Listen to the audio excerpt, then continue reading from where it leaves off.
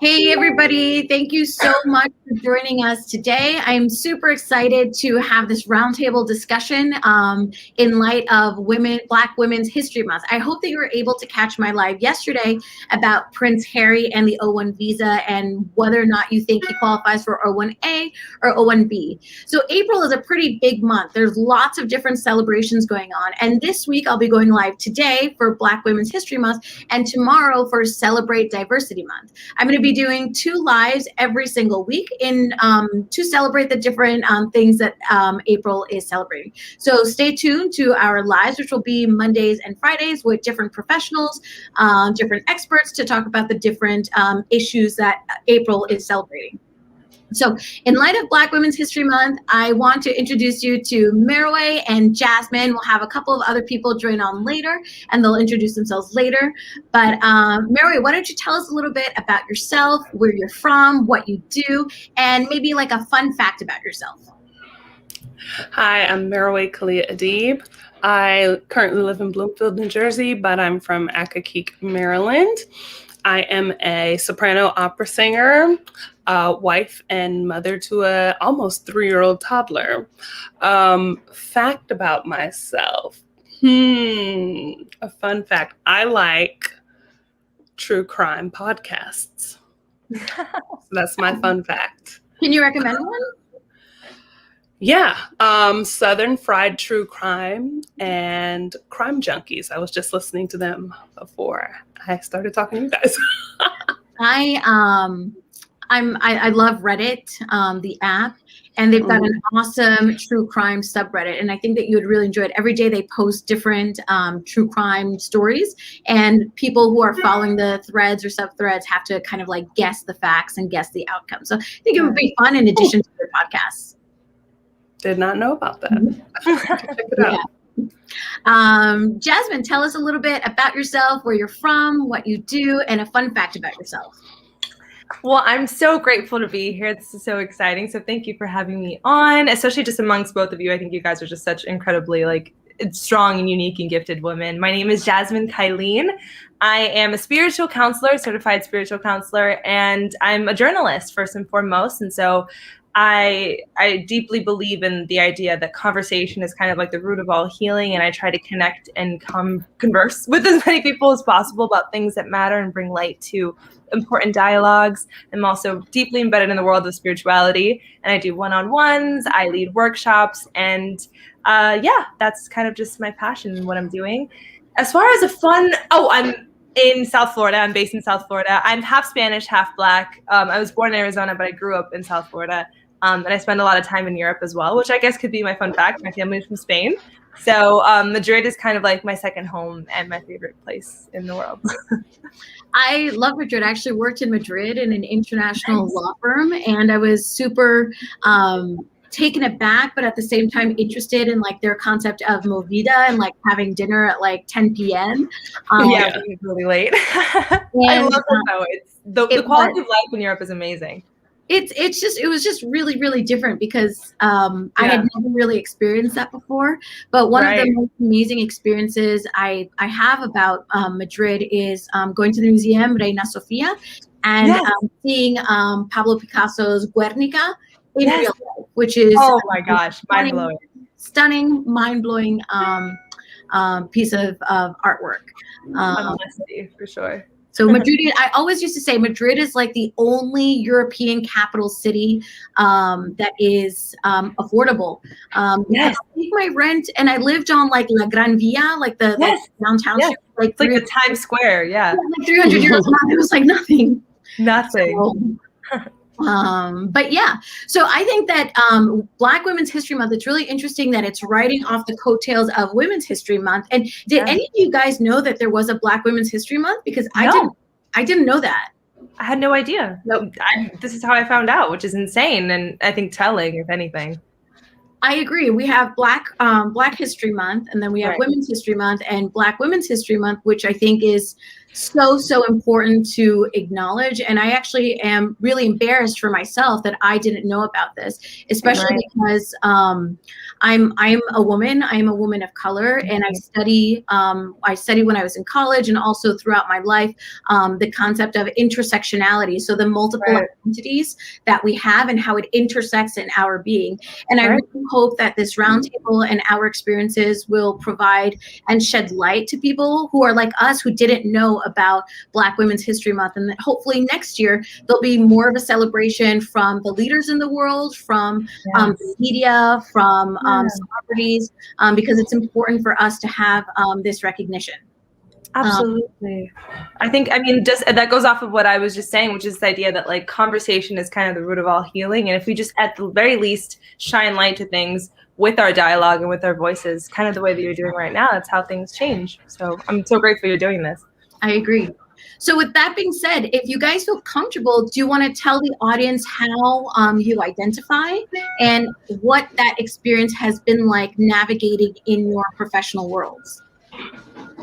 Jasmine, you want to go? Oh, Merway, you want to go first? Yeah, well, first of all, I'd like to apologize in case you can hear the construction outside. I don't hear it. Good. There's at least two of you don't.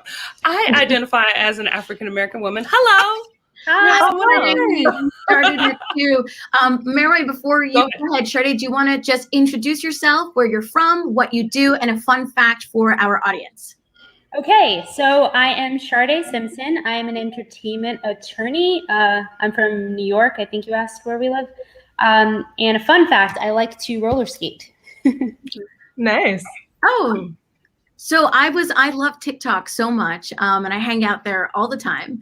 And it popped up on my For You page, like I guess in Atlanta, because it was tagged Atlanta. People have these like cool disco parties. Do you do that? Is that part of your hobby? I don't do that. I would love to do that though. All the roller skating rinks that are in New York have pretty much closed down. So I roller skate like around my neighborhood and stuff now, unfortunately. But in Atlanta, I do. But if there is one, I want to come because I can't roller skate. I grew up rollerblading in Central Park, but I want to learn. I can rollerblade as well. Okay. I like rollerblading too. So before you joined in, I was just asking everyone to talk about how they identify and if they can talk about how they navigate their professional worlds with their cultural identity. But before, I want to ask you, did you know, Charde, it was Black Women's History Month before I invited you to this? Yeah, I did. So like I said, I'm in the entertainment industry. So some of the people that I work with have been doing like different initiatives and having panels and programs and whatnot. So that's sort of how I knew. I didn't know it was Black Women's History Month until I started doing research. No idea. Well, I wouldn't have known probably if I wasn't in the industry. It's not like I came across it. It's more so by default. Got it. So Merway, you're going to talk to us about your cultural identification and how that has influenced how you navigate in your world. Yes. So I identify as an African-American woman. My parents raised my sisters and I to be very cognizant of our African heritage. And so we did a lot of going to museums and in DC, near where I grew up, and listening to different music, interacting with people a lot of people from West Africa. My godmother and her entire family's from there. So a lot of spending time with them, learning how to cook different dishes that they have, dancing to the music, wearing the clothes, all of that. So, and then I wound up marrying a man from Cameroon. So I guess that prepared me for, living with him and building a life with him. But in terms of how I navigate through the world and professionally, I think that as I get older, I'm much less apologetic for displaying my Blackness. So I am an opera singer by profession, and I'm sure most of you all know that's a predominantly white industry. centered in Europe.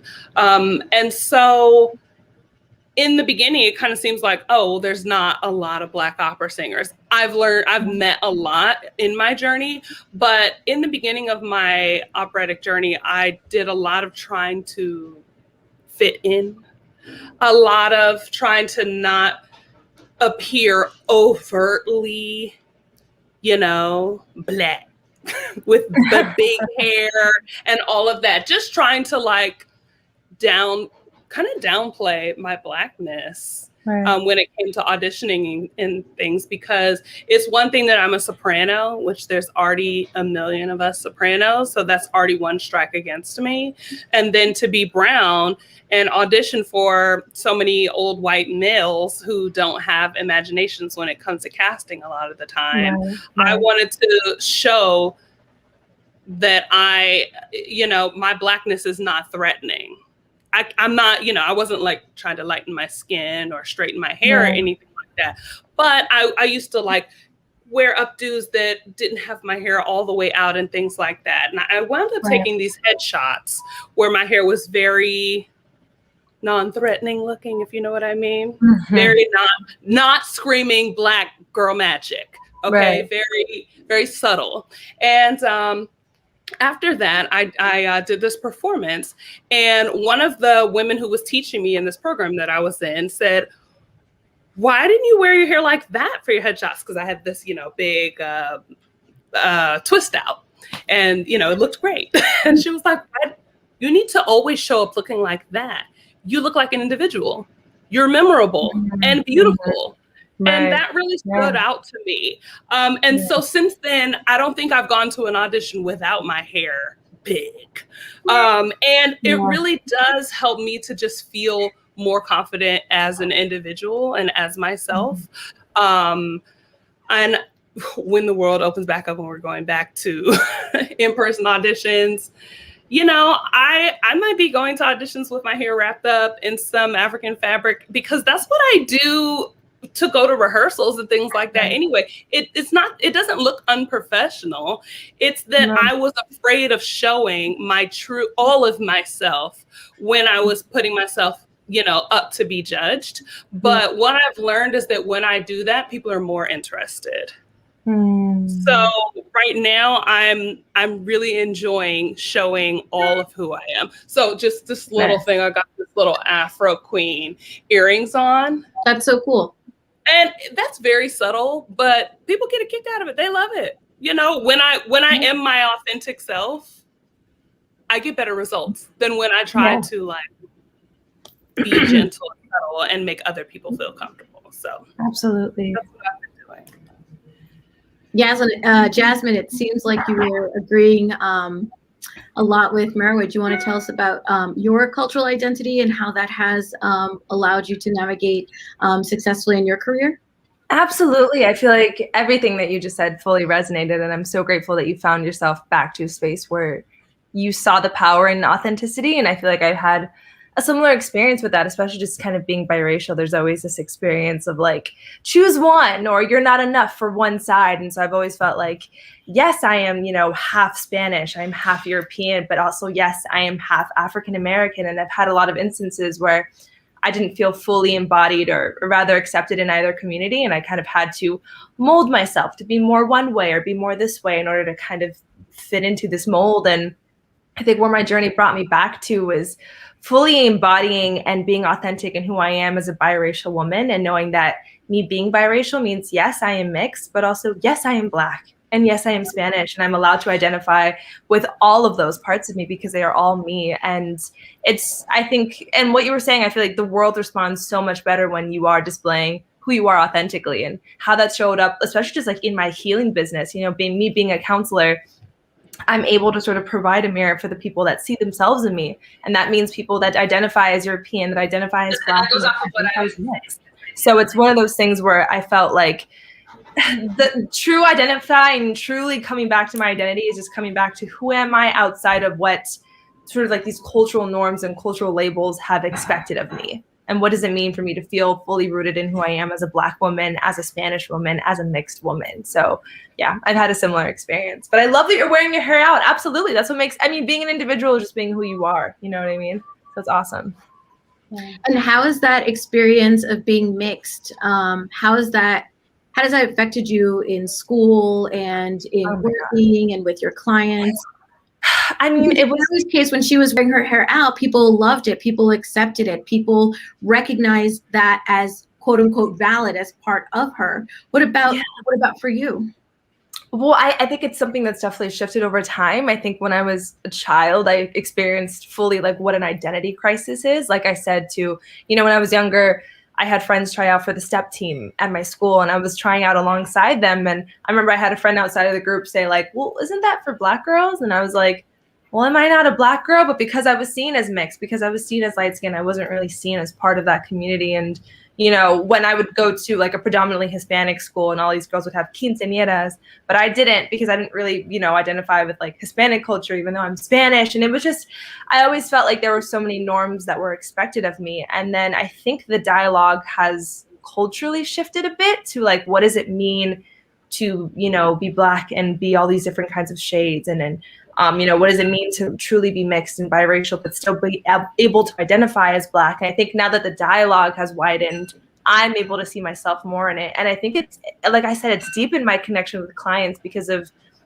I've embraced vulnerability and embraced the fact that like, some days I don't really know where I stand in certain communities, and I've had to, in a way, prove myself. But in me simply just, kind of opening up that conversation, the connection, my entire business is rooted in connection. And so the fact that I've been able to kind of have that honesty with people and start that dialogue and that conversation, it's skyrocketed my business because people see the vulnerability in it and they see themselves in it. Because truthfully, sometimes it isn't really, not like no pun, but like sometimes it's not a black and white thing, sometimes it's really something you have to navigate and talk about and explore. But just right now, I'm in the best space I've ever been with business and self-identity because I'm just being honest. I'm really being honest and being really unapologetic. I think you also mentioned that, but just not apologizing for who I am or how I identify, and not needing to explain, like prove, this is why I'm Black enough, or this is why I'm Spanish enough, just kind of being me and having that be enough, Yeah, I'm also mixed, so I've had similar experiences, but we'll let Charde talk about her cultural identity and how that has influenced her in her professional world. Yeah, for sure. So I identify as African American or Black. I'm not mixed by any means, but my mom and my mother and my father are both from the South. So I would say that me being Black has shaped a lot of the decisions I've made in my career choices. So when I graduated college, I elected to work in the entertainment space, but I specifically worked for a company that was founded by the founders were all African American people. And I think that helped me see the corporate world in a different light, and me identifying as being African American and working with people that were of the same color has definitely helped me. But I've been, like I said, I was fortunate enough to have my first job, the superiors that I worked for, be African American, and actually in the job that I have now, the same thing. The company that I work for, the owners are African American, and being in that space with them, they accept you for who you are, and there's no need. It's I would say a more freeing environment because you can be unapologetically Black, and no one will look at you. You won't feel the need to have to wear conservative hairstyles and whatnot, because I have experienced that. As you guys have both touched on, I've been in environments where I felt like maybe I shouldn't wear braids for this particular meeting, or if I have braids, I have to push my hair back because it's, people are in that type of way. But fortunately, the last few job experiences I've had, it's been pretty nice. Yeah, I feel like the hair thing is something that's central to a lot of our experiences. I identify as Italian and Ivorian. So my mom is from Italy, and my dad is from a country in West Africa called Côte d'Ivoire. So I didn't really have an identity crisis because growing up, I was always around different types of people. I went to a pretty international school in New York, and my family is of different, colors, backgrounds, languages. So it was never something that was an issue for me growing up. But the hair thing, like my hair is a little bit wet now, and I cut it all off, a couple months ago, but I have really, really, really big hair. And I remember in first grade, I had a crush on a boy. His name was Diego. He was Mexican. And he just came up to me and said, Elektra, you're so beautiful. Can I touch your hair? And that was, this, I didn't know any better. Like, I just was like, oh my God, Diego's talking to me. He's such a cute little boy. But my first job, and I always tell this story to my team, my first job, I went to law school in Oregon, and at the time, from 2009 to 2011, it was the whitest state in the nation. So in my graduating class, I was the only mixed person. There was only one other, there was a Latina woman, and there was my friend Myra Kaz, who's Black American, African American. We were the only people of color in a class of almost 200 law students.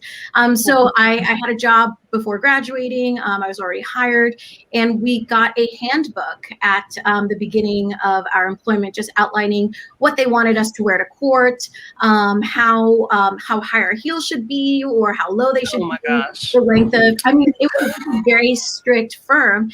And the managing partner, who's, an amazing person, basically said to me, Elektra, your hair is super curly, and your job as an attorney is to really extrapolate the facts and garner the trust of your clients.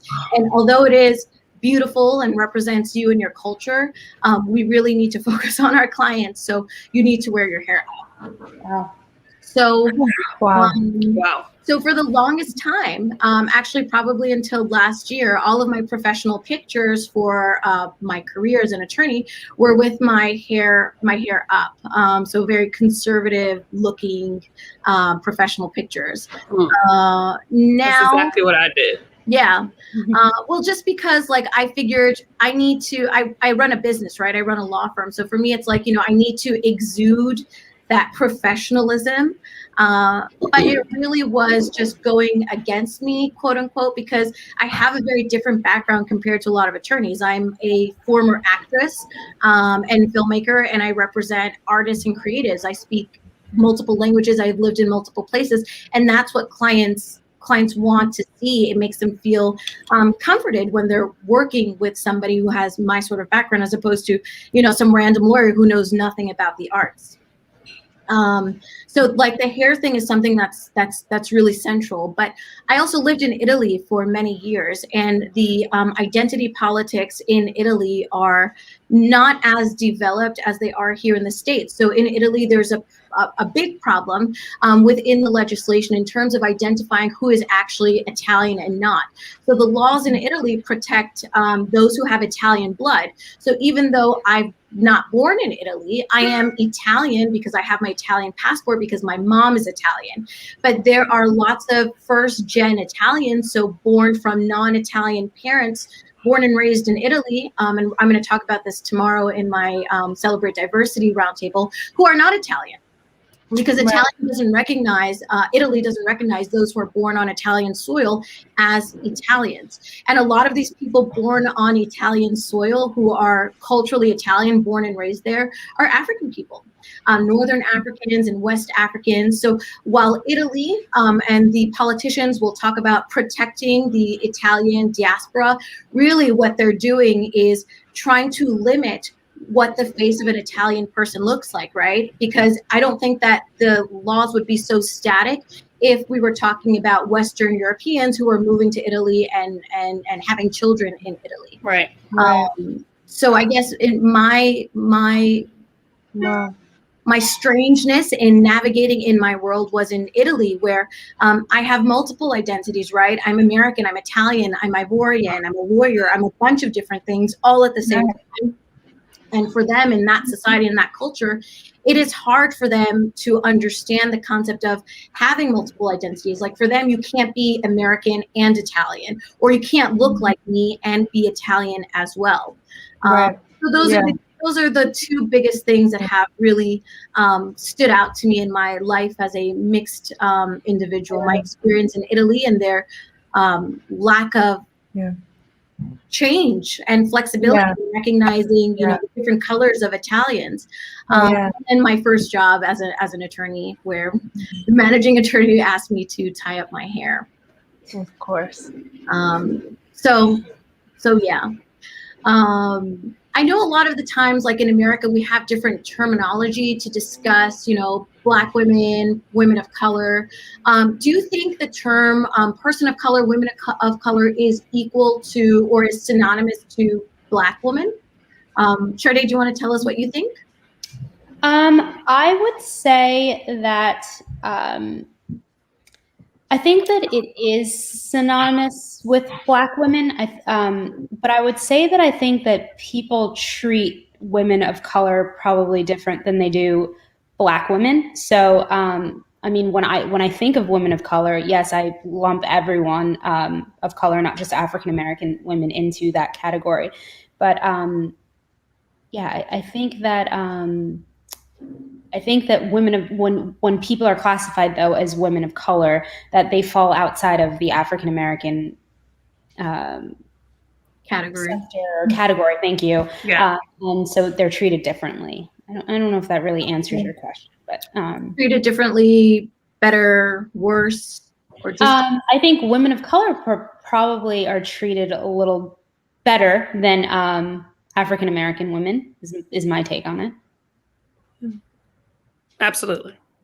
For instance, a lot of women of color, because when I first started hearing the term like person of color, I felt like it was an umbrella for all of us. Okay. Yeah. Anybody with melanin. Yeah. Right. But I think the distinction is because of the treatment that we as women who are descended from Africa experience very unique level of discrimination. For instance, my Malaysian friend, her hair is very straight. She's a woman of color, but she's fair skinned. Her hair is very straight. No one's telling her that her hair looks unprofessional. Right. No one's not casting her because she's too brown for them. Right. So, and there's a lot of other examples like that. So I think that's why it's important that we have the distinguishment, but also we as Black women still need to recognize that other people of color have very valid experiences, you know, in this world too, that, you know, that in which they've been discriminated against. It's totally valid.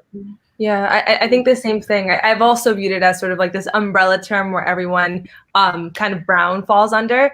I will also say that, like, I think nowadays, to try and be politically correct, a lot of like brands and companies are trying to be as inclusive as possible, and they will typically use, you know, dialogue like people of color, women of color. And I think, and maybe I don't know if this is like just my opinion, but sometimes it seems like they're just afraid to say Black. Like, I think like just referring to any like Black women or Black people, it almost seems like it's a dirty word for some people to say because they're just so afraid. And to me, it's so dumb because it's like, no, say it, like, say what you mean. You know what I mean? But I think also I think there's a beauty in knowing that there is this umbrella term for kind of all the people that fall under this category. And it's also worth noting that not all the experience of everyone that identifies as like a woman or color, people of color, are similar. Exactly what you said. Someone, or just even me, you know, really recognizing colorism and recognizing the fact that I have biracial privilege and that I have, you know, lighter skin privilege, and recognizing that while I am part of this group, there is some distinct experiences within it. And so, yeah, I think the same thing for sure. The reason why I asked the question is because I feel like, at least maybe in my own little bubble, like I don't really hear, or growing up, I didn't really hear a lot of these terms. And sometimes I think that these terms can be a little bit divisive. And I'll give an example. I was on Clubhouse and they were making negative distinctions between, I don't know if you guys have heard this term, ADOS. So Africans descendants of slaves. So no, Americans descendants of slaves. So ADOS people. And then people who are African. So people like born and raised in Africa. So maybe somebody like my dad or somebody Or my like husband, my husband, Maraway.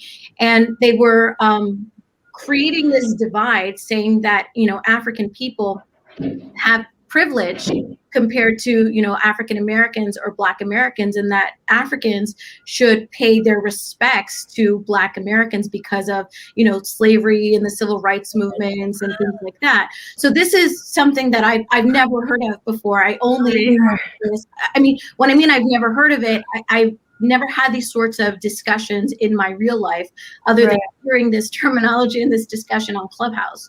So that, to me, like, my instinct was to just assume, like, this is just very, very divisive. Like, you know, my father, who is an African person who loves America, has no problem with Black Americans. We grew up in Harlem, which is the Mecca of African Americans. My father would have been extremely hurt.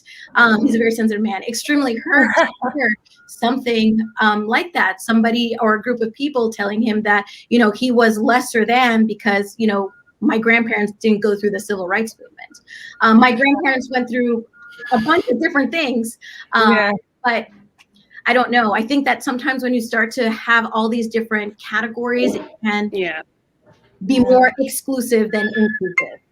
There's so often. Oh, go ahead. No, so I'm sorry. I was just going to say that I have never heard of the term ADOS, but it definitely reminds me of my grandmother and discussions that we've had. She's passed away in 2017, but she and I were extremely close. But she had, I'd say, polarizing views on the civil rights movement and African Americans versus Africans or Caribbean, people of Caribbean descent, because I think for her, she grew up during the height of the civil rights movement. And when she came, or I shouldn't say came, but she migrated from Tennessee to New York, she would express to me that there's a huge distinction in New York between, say, African Americans, or ADOS, as you have now told me about this term that I didn't know of, a distinction between them and, say, Caribbean Americans and Africans. And I think that in her experience, not that it's necessarily a derogatory or a negative connotation with them, but she used to express to me that they would make sure, they meaning people of African descent or people of Caribbean descent, would make sure to make a distinction that they were from that specific country, even if they had children that were born in the United States. Like, you know, no, I am Jamaican American, or I am, you know, Kenyan American, or whatever the case may be. And I think that our generation, I think, will probably break that because we've come together and we try to, at least I try amongst my friends, not to do the labeling thing and distinguishing between Caribbean Americans versus, African Americans or what have you. But I think that there's also, there's so much divide amongst people of color in general that I think that's where the issues arise. We're all trying to, instead of just calling ourselves people of color, we're trying to specifically distinguish. Like, I'm a person of color, but I'm specifically from, like you said, I'm an ADOS, or I am, Caribbean or African or what have you, or biracial, things like that. So I think you're absolutely right. It can be super divisive, but I think that's kind of where we come in and we try to talk about these things and try to fix it. So I definitely agree. Yeah, I mean, but why was it an issue for your grandma if someone said I'm Jamaican American?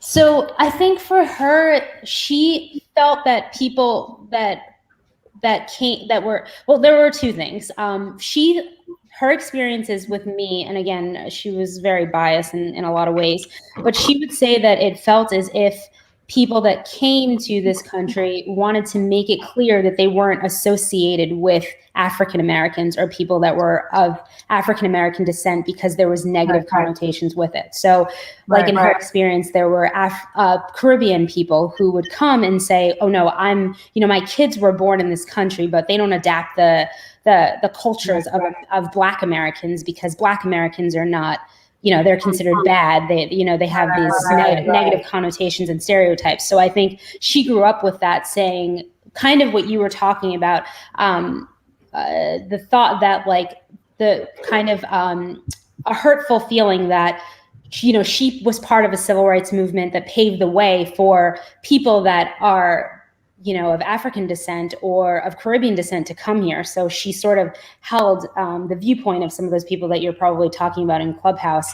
But I don't know if they were saying that for the same reasons, but her justification for it and her being upset about it was that they definitely, even for their children who were born in America, they did not want to be associated with Black Americans. And that bothered her a lot. She would express that to me all the time. So yeah. That's more clear. Oh my God, you guys see that? Yeah. I'm not sure what.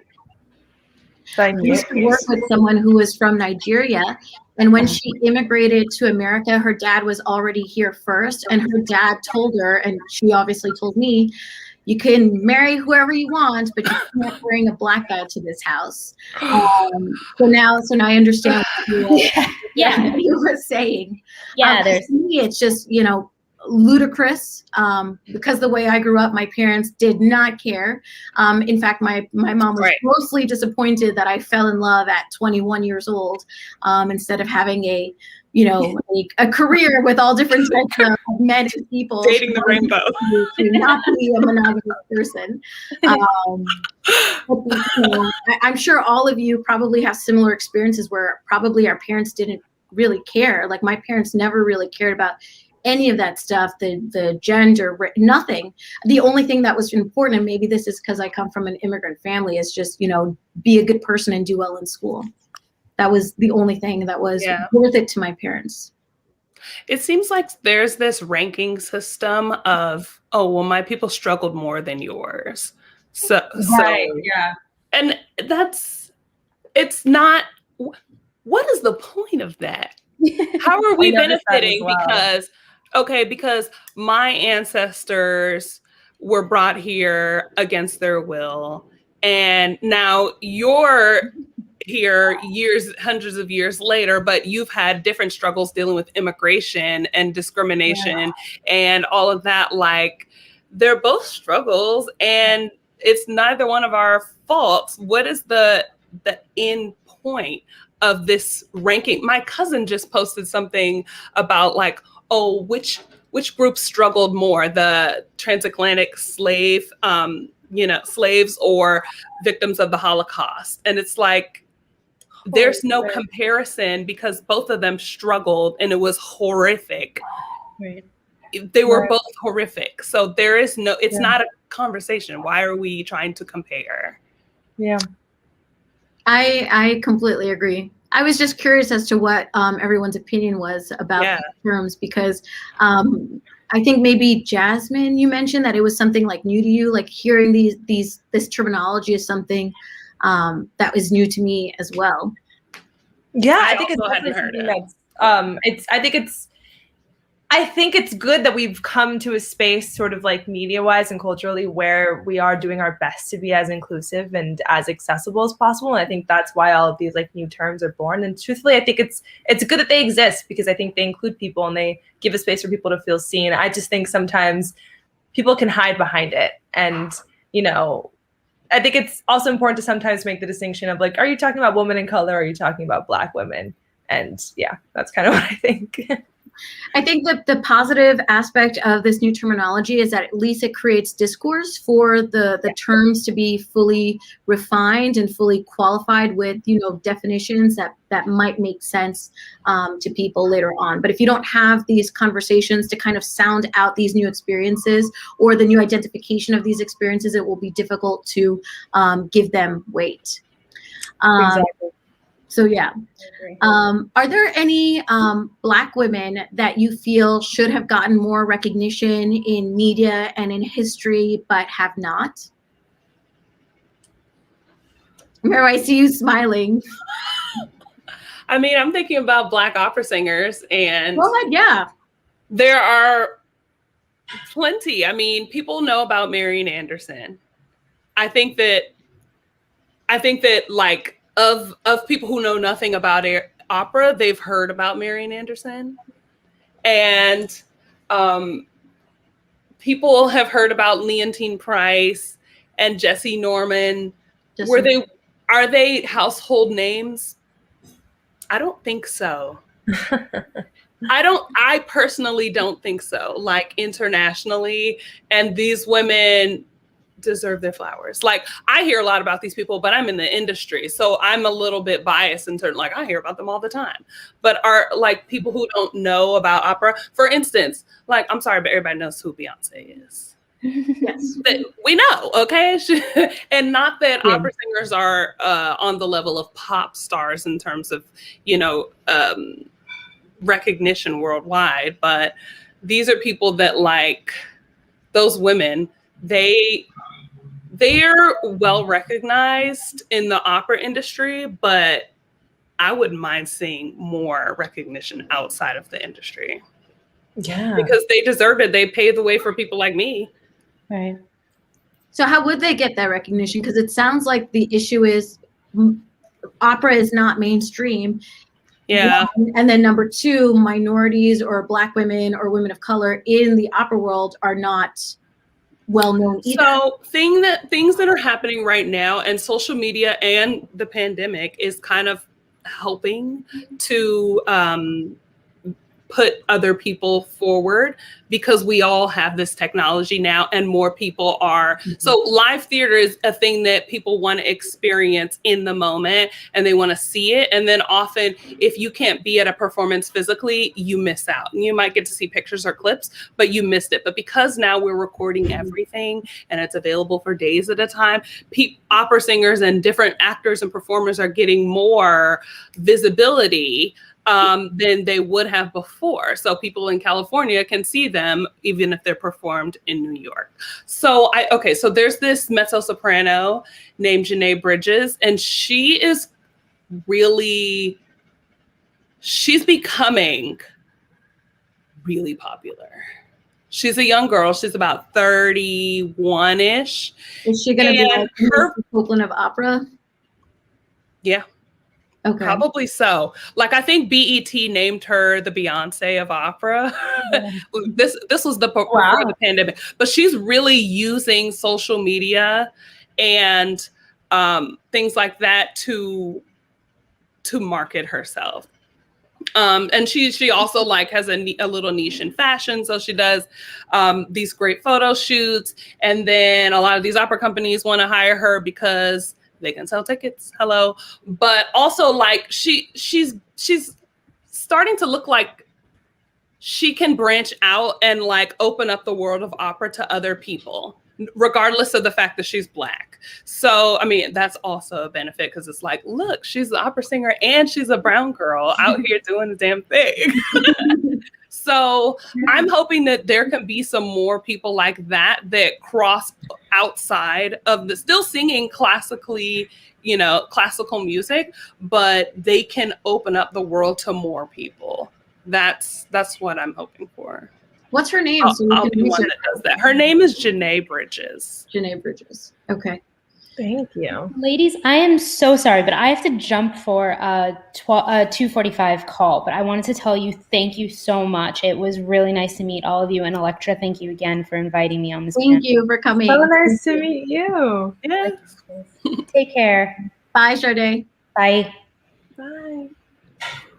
Jasmine, is there a Black woman that you feel does not have enough recognition within media or school or?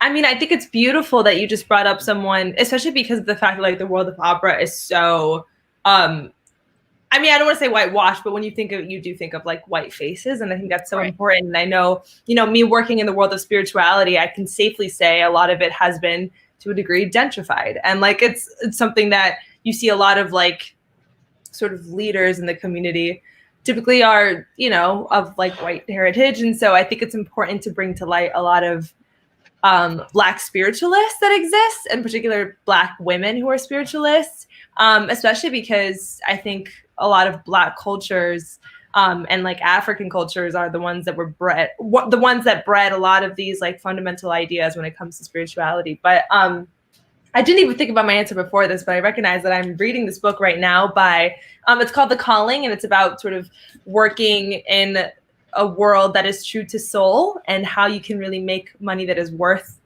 your value and also do good for the world and for the collective. So it's like based in spirituality, and it's by an author named Raw Goddess, who I met on her book tour. And she's this beautiful, beautiful, beautiful Black woman, like big hair. She takes up space. She really uses her voice and her platform. She's a humanitarian first and foremost. And I think she should just be the face that we don't typically think about when we think about the world of spirituality, in particular women in spirituality. So Raw Goddess is someone that I would love if more people knew about. An incredible author, so definitely read her book. And yeah, that's someone I think should have some light. Like I said, I'm very active on social media, and I love TikTok. I have 2 TikTok accounts, and one of them has over 40,000 followers. Nice. So on TikTok, though, you see a lot of discourse about critical race theory and feminism and intersectionality. And one thing that is my pet peeve about critical race theory and feminism is that I think that a lot of people lack that proper structured academic approach to really understanding feminism. And right. I'm a feminist first and foremost. I believe in dismantling systems of oppression for women and for females. And I'm not afraid to use the word feminist. I know a lot of people are, but I'm not afraid to use it. No. But a lot of the times when we are talking about the intersectionality of our multiple identities, right, we fail to give credit. And I'm talking about like in the real world, in the academic world, she's very well known, to a person, the woman, the Black woman who coined the term intersectionality. She's an attorney. Her name is Kimberly Crenshaw. She's absolutely brilliant and amazing. And she is the one who coined the term intersectionality. So whenever I hear people, and I heard this last night, I was on Quilt, which is a kind of a competitor of Clubhouse, if you will. And they were talking about, like feminism is not only about like white women, and it's like, okay, but let's have a deeper conversation about that. Let's really talk about the theory of intersectionality, which of course is from Kimberly Crenshaw. And another really important movement is the Metoo movement, and the Metoo term was coined by a Black woman. And I don't think that that's a coincidence. I don't think that, the understanding of the intersection of our identities, that term coined by a Black woman, and the Me Too movement, that term coined by a Black woman, I don't think that these are coincidence. I think that this is a direct result of our oppressed experiences here in the US. And when I say the word oppressed, I don't mean that just because I'm mixed, I can't become an attorney, right? There are different types of systems. I'm not saying that I can't have success. I fully believe everybody in America can have success if they work hard. But I just wish that there was more recognition for these very, very important movements and talked about in mainstream media. And especially in my field, I work in immigration law, and I work with artists and creatives and entrepreneurs. And there's a lot of attorneys who talk about, helping people of different nations, et cetera, but none of them really talk about the intersectionality of the experiences of their clients. And if they do so in a white savior type of way, which is, I think, insulting to people. Yeah. So yeah, I really hope that people learned from this, and they will go and study these 3 different women that we name dropped. But what I was really, really curious about was, and this is popular culture entertainment, is what are your thoughts on the WAP performance? Is it WAP or is it It's WAP. It's WAP. It's definitely WAP. At the Grammys. I was so shocked at the backlash that Cardi B and Megan Thee Stallion received. I don't understand why it was such a big deal and why a lot of people thought that it was filthy, when these types of performances are things that we've seen before. Oh, absolutely. We've seen Britney Spears, who's white, dance half naked on stage and kiss Madonna. We saw Justin Timberlake rip off Janet Jackson's bra. We saw Christina with her like buttless pants. I mean, we've seen this before. Miley Cyrus twerking. I don't think that they receive the same sort of backlash that, you know, the calling of the filth, the calling of the names, the degradation that these women are being subject to because of their performance. Do you think that their race has something to do with this? Yeah. I mean, I'll hop in and I'll say that, I mean, even when the video came out, people were like immediately sort of outraged. And for me, what I've seen so much of the dialogue be centered in is this idea of like, you're representing Black women and look how you're setting us back. And it's something that's so upsetting to me because I don't understand, and I don't see this with any other, you know, ethnic group or race, the fact that like, anytime one person of this group does anything, they are suddenly like the sole representation of the entire collective. You don't see that with white women. You don't see that in any other, you know, culture. And it's so upsetting to me because it's like, why can't we, just like every other group of women, be multifaceted and be layered and be diverse? We, you know, just because one of us sexualizes ourselves, that doesn't make sort of like that be the narrative for everyone. And I don't understand what's the issue with, you know, sexualizing our bodies. Just like I don't see the issue in covering up, but, you know, it's just sort of like, why can't we exist in all these different places and all these different themes and all these different, you know, forms of expression? And just, I don't know, I think it has everything to do with race because they're always going to find something. I mean, we've seen this play out, just like you said, in so many different ways, in so many different colors, and it's never been an issue, especially with men as well. So it's just BS to me. But yeah. I haven't seen the video. I've seen the music video. I haven't seen the live performance, but I did hear a lot of the commentary. And I think that people are taken aback that Black women have the audacity to feel so comfortable in their skin, in their sexuality, in their artistry to do whatever the heck they want on national television. I think that they're appalled by it. And I think that it's hilarious that people are all got their panties in a bunch over it. Like, hey, it may not, I didn't see it. I didn't see the live performance. I wouldn't get up there and do what I heard happen, but I'm not going to knock them for doing it. Like, hey, there are a lot of people that love everything Cardi B and Megan Thee Stallion have going on, and they help other women feel more comfortable in their Blackness, with their curves, you know, with their sexuality. Like, we're so always told, like, no, you're a woman, you're supposed to be like this and blah, blah, blah. I mean, I don't want my 14-year-old out here doing that, but if they're grown women. And hey, I definitely think it has to do with race as well. I think it's kind of like they're going to, I don't think the aesthetics of the performance is something that you need to enjoy, right? I mean, if you like that sort of performance, then you like it. If you don't, then you don't.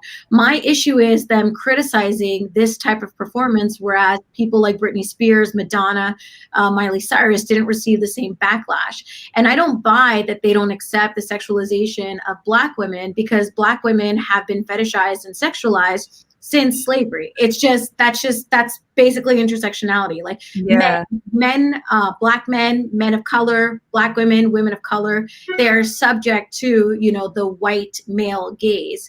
So I don't think that they're feeling uncomfortable about the sexualization of Black women, because Black women have always been sexualized. I think it's just a matter of, you know, I call it like the Obama syndrome. Like, they just want to tarnish something any way they can. Like, you know, when people are like nitpicking at things, like trying to really find something to discredit it or take credibility away from it. You can say whatever you want about like Megan Thee Stallion and Cardi B, but as we say in French, like, Black on white on paper, they're pretty accomplished women. They're very wealthy, they are confident, they don't care what you and I think about them, and that threatens people.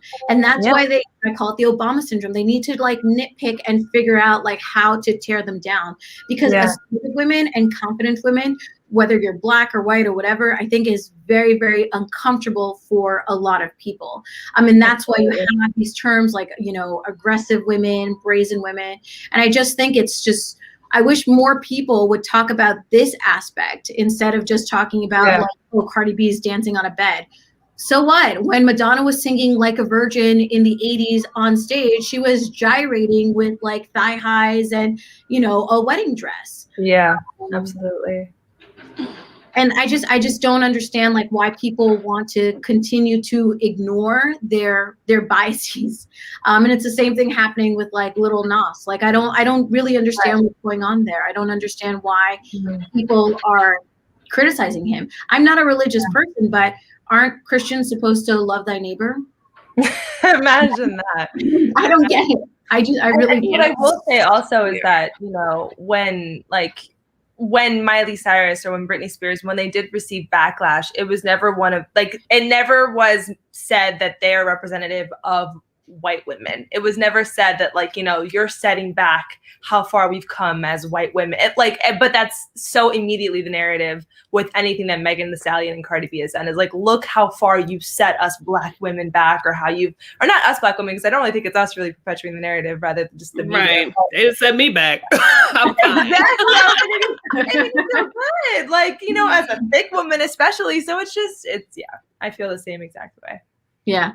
Mary, you didn't miss anything. It wasn't a great performance. Not because I don't want to see Cardi B gyrating on a bed. I'm like, this wasn't choreography. It was like dead. You know what I mean? Like, you know, when you see Megan killed it, though. Like going through the motions, like, I don't know, like, you know, Starfish, like, like not like just going through the motions, like not doing anything, like that was the performance. So if there were more like high energy, more like I want to get the crowd riled up, I think I would have a different opinion. But it really like was just boring. It was 3 minutes of like boredom. The video was so much better. That should be the critique. That should be like in terms of like the aesthetics of a music video, in terms of like this, not a music video, the performance. And you can really analyze like high level performers and compare them to Cardi B and Megan Thee Stallion or other Grammy performances. Like that would have been like a more appropriate assessment, like a comparison of other performers, or an assessment of look at what she was able to do during COVID. You know what I mean? Right. But instead they chose to focus on something that has nothing to do with the merits of her artistry, whether or not you agree or disagree with it. Yeah. So, but again, that's kind of the consequence of being a Black woman, getting this backlash for being who you are. Right, judged so harshly. Right. And last but not least, I want to talk about the phrase we often hear, strong Black woman. How do you guys feel about that phrase that's often used to discuss Black women? We're strong because we have to be, because we're often taking care of ourselves and others and dealing with BS at work and in relationships. And in order to survive, you don't have a choice but to be strong. So we're looked at. I know a lot of strong Black women. I'm related to a lot of them, but I also know that they're struggling in real life. Okay. But they don't display that.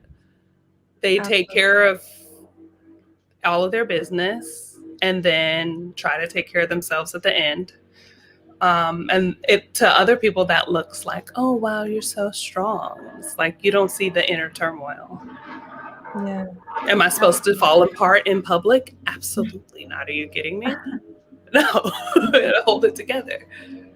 So we're not allowed to just have a meltdown in public and then go to rehab. Like, that's not what we do. We pick ourselves up and get it together. Because it's expected. Exactly. I feel like I have a love-hate relationship with it, because I feel like on one hand, it can be this empowering thing, especially like coming from a space where it was always like the angry Black woman, you know, to really like change the narrative as far as like, what does a strong Black woman mean? And to put that narrative on so many, you know, public figures that have really, like Michelle Obama, that have really like, you know, paved the way for what it means to be a strong Black woman. But I also feel like it puts a really harsh boundary on what it means to process emotions as a Black woman. And I know that it leaves space for us to express sensitivity and to have those moments that we deserve of breakdown, and to have, you know, what's a weakness when we just don't have enough strength to carry the weight of the world. And so I feel like it sometimes kind of already puts an expectation of like how you're supposed to show up and how you're always supposed to be put together. And I think we deserve as much of the space to kind of have that moment of like passive and like everyone else does. So it's a weird relationship I have with it for sure.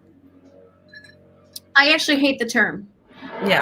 I think the term is racist because it enforces the white female fragility. Right.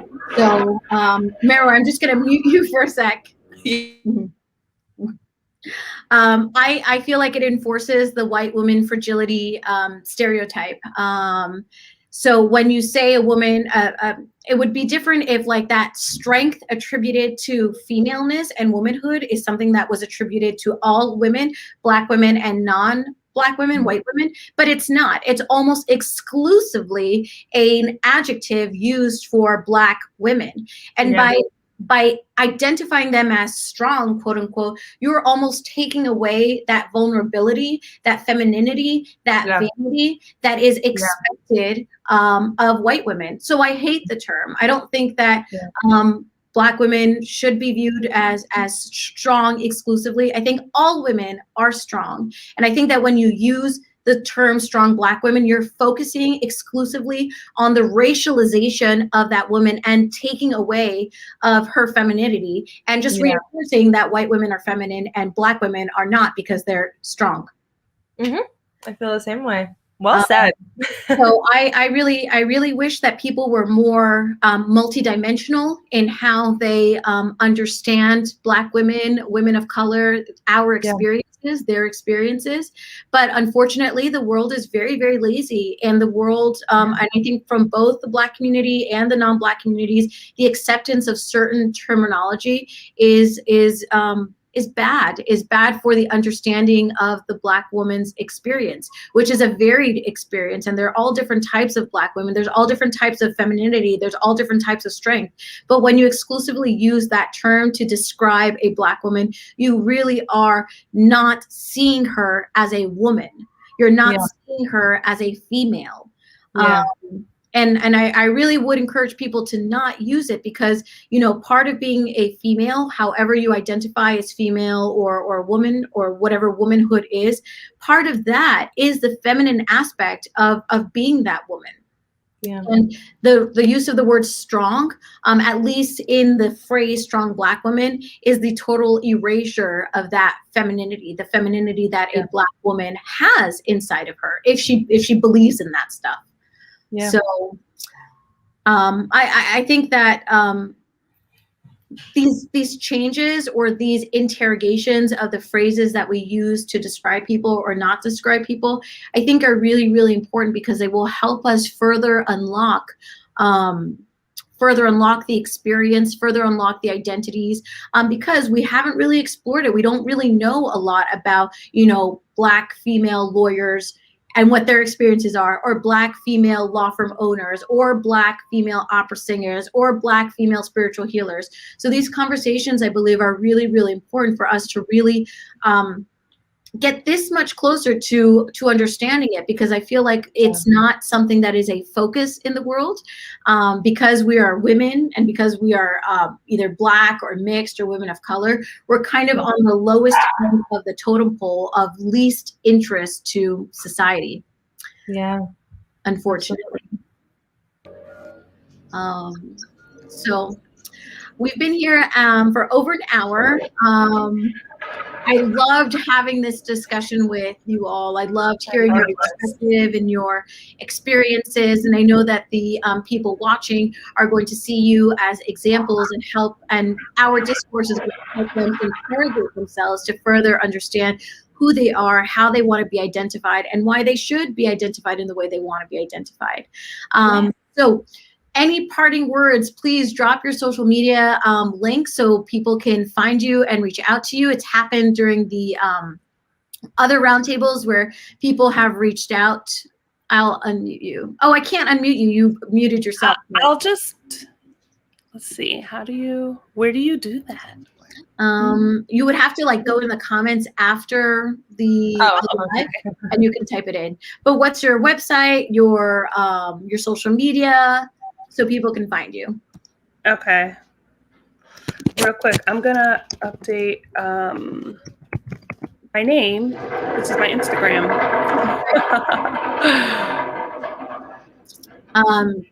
Jasmine, where can people find you? Yes. So just like my name, just, no space and an at. You can find me at Jasmine Kyleen, also loyaluna.tv for any of my content. But otherwise, I'm so grateful that I was just even a part of this conversation, that I got to lend my voice and that I got to hear and learn from you ladies. It's been such a pleasure. You both are just such embodiments of womanhood. And yeah, just thank you so much. I had a blast. I love this conversation. For those of you who are watching us or who are going to be watching the playback, please tune in to my next live tomorrow. April is also Celebrate Diversity Month. So tomorrow we're going to talk about what the word diversity actually means, diversity here in the US, diversity in Europe, and specifically in Italy. And I'd love for you guys to be part of the conversation. So thank you all who are watching. Thank you for all who are going to be watching the playback. Please reach out to the panelists. They have wonderful life experiences, and I'm sure you can learn from them even beyond this conversation that we had. Thank you so much. Thank you. Have a good one. Bye.